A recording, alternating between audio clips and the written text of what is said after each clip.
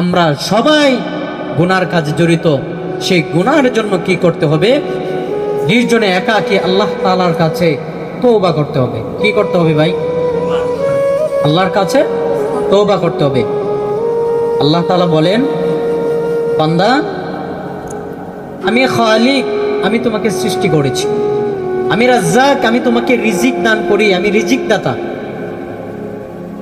আমি রহমান, আমি তোমাকে যে সমস্ত রহমতগুলি আছে সেই সমস্ত দিয়ে তোমাকে আমি দুনিয়ার মধ্যে লালন পালন করে রেখেছি।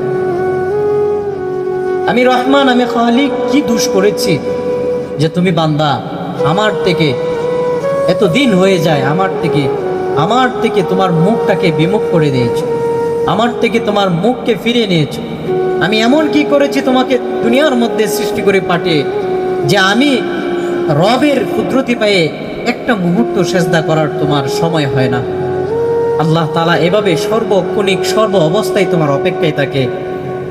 আমরা যখন আল্লাহ তাআলার কাছে কুদরতি পায়ে সেজদা করে আল্লাহর কাছে চাই, আল্লাহর কাছে বলি যে জীবনে যত গুনাহ করেছি হে রব তুমি আমাকে ক্ষমা করে দাও, আল্লাহ তাআলা তখন এদিক সেদিক তাকায় দেখে কোনো উপায় নেই। আল্লাহ তাআলা বলেন, হে বান্দা তোমাকে আমি জিন্দেগির সমস্ত গুনাহগুলি মাফ করে দিয়েছি। সুবহানাল্লাহ।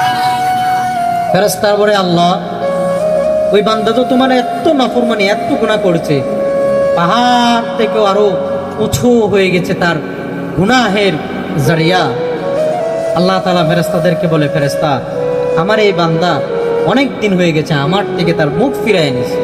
হঠাৎ কি জানি তার অন্তরে এসেছে, হয়তোবা তার ভিতরে ভয় এসেছে, তার জন্য আমি রবের নিকট সে চাইতেছে, আমি রব যদি তার থেকে আমার হাত যদি গুটিয়ে নেই, আমিও যদি তার থেকে চেহারা ফিরায় নেই, তাহলে আমি তার রব কেন হলাম, আমি কেন তার খালিক হলাম। সুবহানাল্লাহ।